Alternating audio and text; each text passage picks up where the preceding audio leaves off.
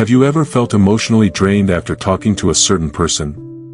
Like you just gave a blood donation you never consented to? Maybe it's the friend who's always in a crisis, but never listens to your advice. The family member who leaves little comments that feel like paper cuts. The coworker whose negativity is so thick, you could spread it on toast. We all have them. Toxic people. And for most of our lives, we've been given the same, frustratingly vague advice: just ignore them. Or, don't let it get to you. Thanks. Very helpful. But what if I told you that a grumpy, 19th-century German philosopher, a man famous for his pessimism and his grudge against noisy neighbors, came up with one of the most brutally effective, shockingly simple strategies for dealing with these energy vampires? And that this strategy wasn't about changing them, but about a radical shift in you. This is the story of Arthur Schopenhauer and his porcupine dilemma. It's not just a philosophical idea, it's a survival manual. And by the end of this, you'll have a completely new lens for every difficult relationship in your life. First, let's meet our guide. Picture the quintessential gloomy philosopher. Arthur Schopenhauer, born in 1788, believed the fundamental force of the universe wasn't love or light, but a blind, striving, insatiable will, a constant wanting that causes all suffering. Cheerful guy, right? He thought life was mostly pain punctuated by brief moments of boredom. He argued with his publishers, famously got into a legal battle with a seamstress for talking outside his door, and generally found his fellow humans to be disappointing. But here's the twist: Schopenhauer wasn't just a misanthrope. He was a perceptive misanthrope. He spent a lifetime studying human nature, not as we wish it were, but as it actually is. He was like a mechanic who, though he hated cars, understood their engines better than anyone.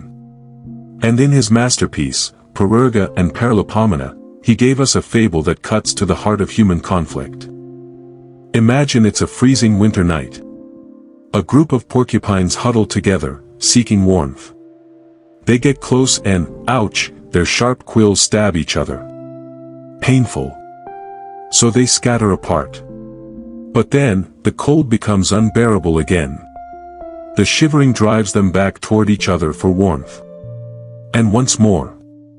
Ouch. The quills. So they retreat. Again and again, this clumsy, painful dance repeats: huddle and get pricked, separate and freeze, until, through trial and error, they find a precise, careful distance. A distance where they can share just enough warmth to survive without inflicting too much pain on each other.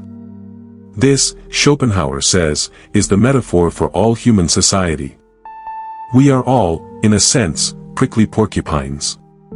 We have a deep, fundamental need for connection, for warmth, that's the huddling.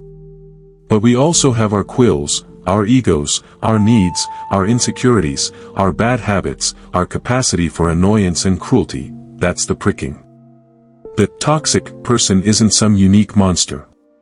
They're just a porcupine with particularly long, sharp, or carelessly wielded quills. And the problem in our relationships is almost always a matter of distance. This is where Schopenhauer's genius kicks in.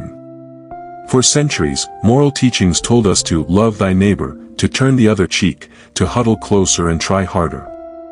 Schopenhauer, the realist, says, that's a fantastic way to get full of quills. His guide is not about changing the other porcupine. You cannot file down another porcupine's quills.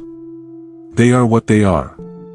His guide is about consciously, intelligently regulating the space between you. He called it polite distance. It's not hate. It's not a dramatic confrontation.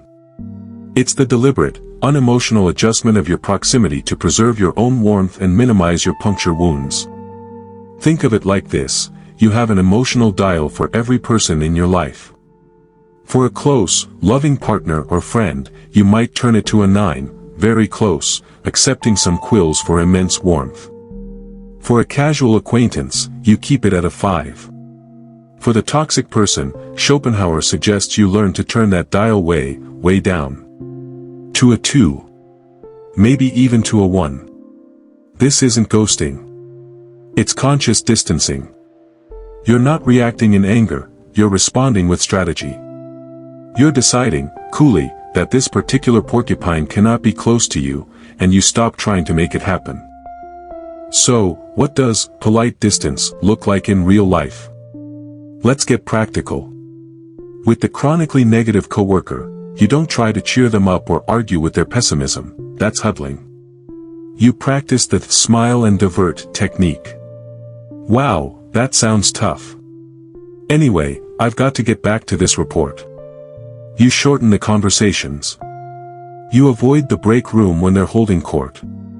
You move your desk porcupine a few feet away. With the draining, crisis-driven friend, you stop being their 24/7 emergency hotline. You offer brief, polite sympathy, I'm sorry to hear that, but you don't launch into a 45-minute rescue mission. You create boundaries around your time and emotional energy. You are warm, but not on fire for them.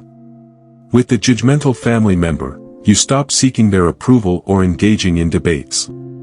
You become a master of the non-committal response. That's an interesting perspective. I'll think about that. You see them at necessary gatherings, you are civil, but you no longer confide in them or let their comments dictate your inner weather. You have moved to a survivable distance. The core skill here is detachment. You observe their quills without taking them personally. You see their behavior as a statement about their internal will, not a verdict on you. This neutralizes their power. Now, you might be thinking, this sounds a bit cold. Isn't this just giving up on people? This is where we get to the story's most shocking moment, the insight that rewards you for sticking with our grumpy German friend. Schopenhauer takes his idea to its logical, brutal, and ultimately liberating conclusion. He says that most of our misery in relationships doesn't come from the obvious enemies or strangers. It comes from expecting the wrong porcupines to be quill-less. The most painful prison, he argues, is not the hatred of others, but the forced, suffocating closeness with people whose fundamental nature is incompatible with our own. Think about that. The family you're supposed to be close to, but who constantly criticizes you. The friend of decades whose values have diverged from yours, but you forced the bond out of loyalty. The partner you keep trying to fix into being warm, while they keep brandishing their quills. Schopenhauer's shocking revelation is this: by trying to obey social rules and huddle with every porcupine we meet, especially the sharp ones, we are volunteering for a lifetime of puncture wounds. We are choosing the certainty of their pricks over the temporary chill of stepping away. The true toxicity isn't always in the person, it's in the untenable distance we feel obligated to maintain. His guide frees you from that obligation. It gives you permission to say, for my survival, I need to be over here. Not with malice, but with the quiet dignity of a porcupine who has finally learned how not to freeze and not to bleed. So, what's the takeaway from Schopenhauer's guide to dealing with toxic people? It's not about winning battles or delivering epic put-downs. It's about ending a war they may not even know they're waging, by quietly withdrawing your troops from a field that never should have been a battlefield. Your peace is found in calibrating your distance. Some people deserve to be in your inner circle, sharing deep warmth. Most belong in the middle ground, where polite, friendly interaction is possible. And a select few need to be kept on the far periphery of your life, where their quills simply can't reach you. This isn't pessimism. It's profound realism. It's the art of preserving your warmth, your joy, your peace, your sanity, in a world full of other prickly, striving creatures just trying to stay warm themselves. You start to see difficult people not as monsters to slay, but as forces of nature to navigate. You stop trying to change the storm and simply learn to adjust your sails. Now I'd love to hear from you. Think of one prickly porcupine in your own life. What would applying polite distance look like for you? Could it be muting their notifications? Scheduling shorter, less frequent visits? Changing the topic with a smile? Share your thoughts in the comments below, let's have a warm, quill-free discussion. If this ancient, grumpy philosopher's perspective gave you a new way to see your relationships, if it felt like permission to protect your peace, then do me a favor.